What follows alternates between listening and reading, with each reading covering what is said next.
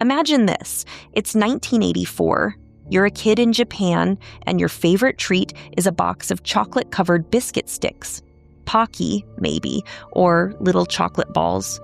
You grab one after school, no worries. But suddenly, parents everywhere are checking every package twice.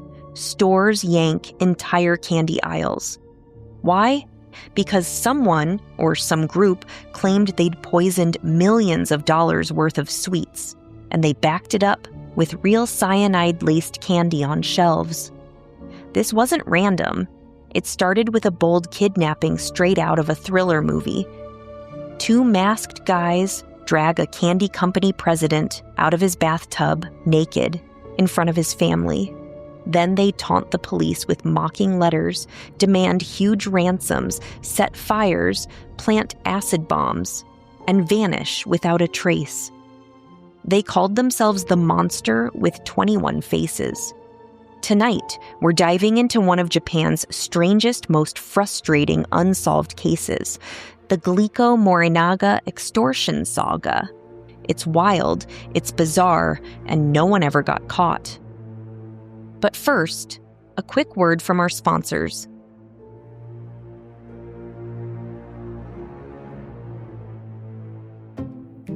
Hey, true crime fam. If you're as obsessed with all things true crime as I am, I've got the ultimate event you need to add to your calendar right now. CrimeCon 2026 is happening May 29th through the 31st at the iconic Caesars Palace in Las Vegas. It's going to be a true crime lover's dream come true. Picture this. You, me, and all your favorite true crime podcasters, best-selling authors, investigators, and TV personalities all in one spot. Panels, live shows, meet and greets, exclusive stories, and that electric vibe of being surrounded by thousands of fellow armchair sleuths. It's not just a convention, it's the ultimate true crime vacation in the heart of Las Vegas. Whether you're there to deep dive into cases, geek out over forensics, or just soak up the community energy, CrimeCon delivers it all. And here's the best part. If you use my special code, SLEEP, at checkout when you grab your tickets, you'll score a discount and you'll be helping me out big time. Seriously, it means the world to me, so thank you. Head over to crimecon.com to lock in your spot before tickets sell out. Mark those dates, May 29th through the 31st, 2026, Caesars Palace, Las Vegas. Don't sleep on this one. Pun intended. I can't wait to see you there.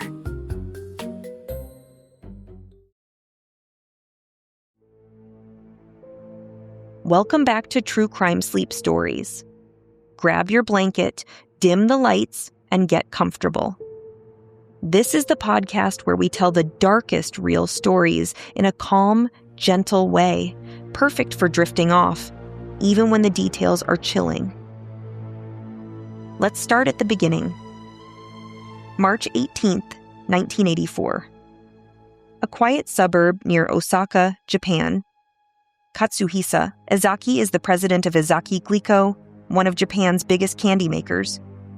You probably know their star product, Pocky, those long, skinny chocolate-dipped sticks kids love. Ezaki's a successful guy, family man, living in a nice house with a brick wall around it. Around 9 p.m., he's taking a bath. His wife and older daughter are in the house. His 70-year-old mom lives right next door. Two masked men, armed with what looked like real guns but were probably toys, break into the mom's house first. They tie her up, cut the phone line, and steal the spare key to Ezaki's place. They slip inside, tie up his wife and 7-year-old daughter, lock them away.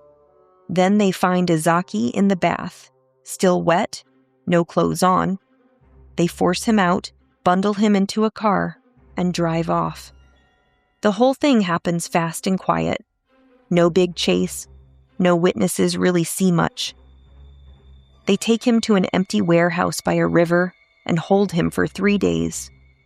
They demand the biggest ransom Japan's ever seen, about 1 billion yen in cash. millions of dollars back then, plus 100 kilos of gold bars. But on day 3, Ezaki gets a chance. His captors leave him alone for a bit. He works his ropes loose, kicks open a door, and runs barefoot into the street until some workers help him call home.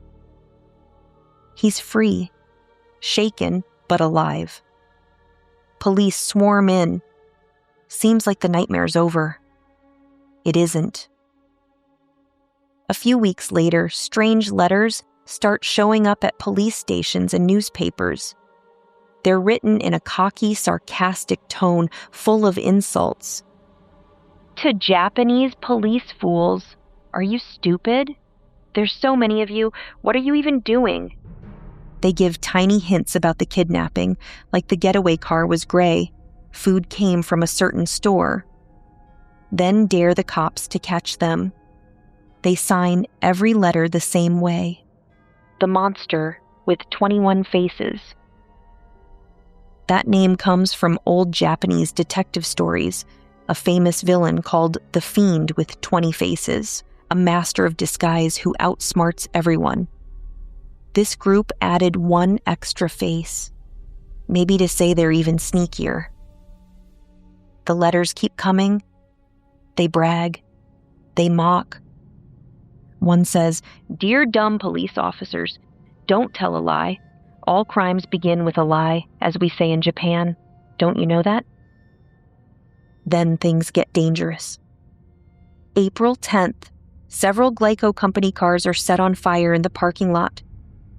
April 16th, someone plants a container of strong acid, hydrochloric acid, the kind that eats through metal, in a Glico building with another taunting note.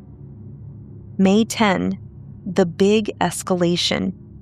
Letters claim the monster has poisoned $21 million worth of Glico candy with potassium cyanide, a deadly poison.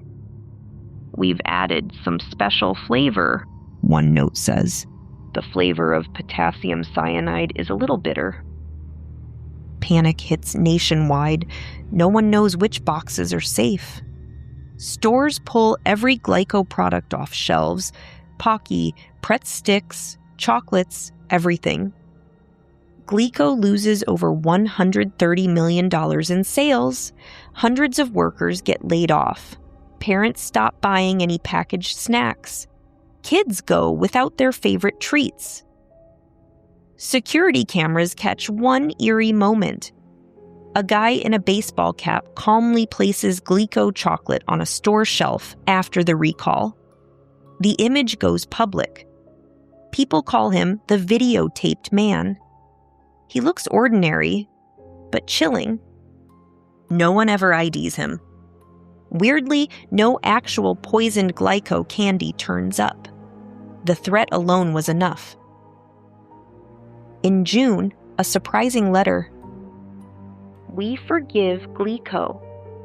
They even add a quirky line about a 4-year-old kid in their group crying for Pocky every day. It's a drag to make a kid cry because he's deprived of the candy he loves. The attacks on Glico stop, but the monster isn't done. They switch targets.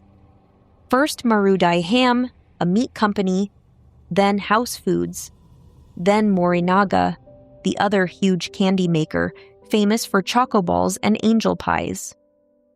October 1984. Letters go out addressed to Mothers of the Nation. They warn that 20 packages of Morinaga candy are laced with cyanide and hidden on shelves across Japan. This time, it's real. Police search stores from Tokyo to far-off cities and find over a dozen tainted packages. The boxes even have handwritten labels. Danger, contains toxins, or you'll die if you eat this. Some say the mystery man with 21 faces. More poisoned items show up into 1985, 21 in total. No one gets hurt because the warnings work, but the fear is massive. Morinaga cuts production by 90%. Candy aisles stay empty. Halloween that year must have been grim for kids. the monster keeps playing games with ransom drops. They give complicated instructions. Drop money from a moving train when you see a white flag, or leave it on a highway. Police try undercover stings. One detective, posing as an employee, spots a suspicious guy on the train. Big build, short permed hair, sharp eyes behind sunglasses, like a fox. They call him the fox-eyed man. He watches everything, then slips away through train switches. They almost catch him twice more, but he vanishes every time. Sketches are released. Tips pour in, over 125,000 people interviewed total. Nothing sticks. Japan's police were world-class back then, solving almost every murder. This case humiliates them. The pressure builds. August 7th, 1985. One superintendent, Shoji Yamamoto, can't take the failure anymore. He douses himself in kerosene in his backyard and sets himself on fire. He dies. It's tragic, a symbol of how deep the shame ran. 5 days later, the final letter arrives. It's classic monster, mocking the dead officer. How stupid of him, saying others should have died instead, then declaring they're done. We decided to forget about torturing food-making companies. If anyone blackmails them now, it's copycats. We are bad guys. That means we've got more to do other than bullying companies.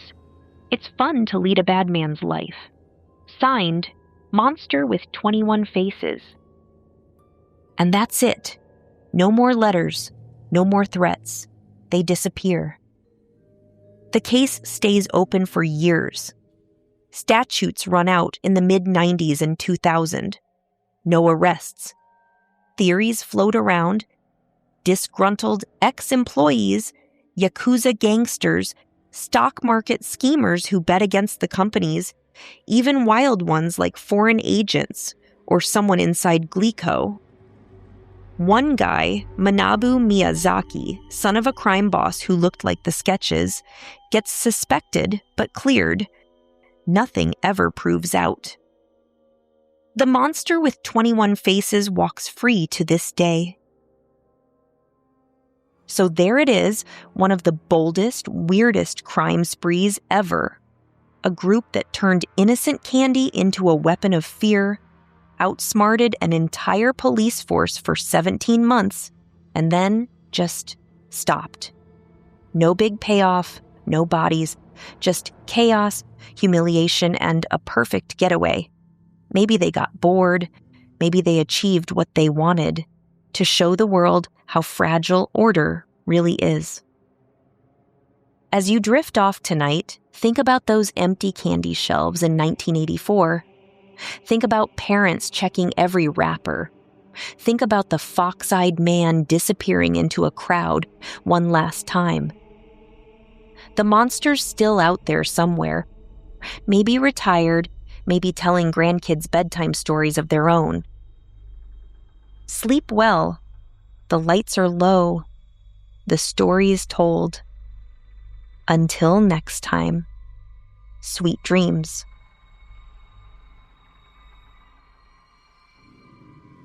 True Crime Sleep Stories is hosted and created by Kelly Brink, produced with the support of our dedicated team. Subscribe, rate, and review us on your favorite podcast platform to help us keep telling these haunting tales. Visit patreon.com/KellyBrink for exclusive content and to join our community. Thank you for listening, and we'll meet you in the shadows next time. Until then, stay safe out there and lock your doors. Good night.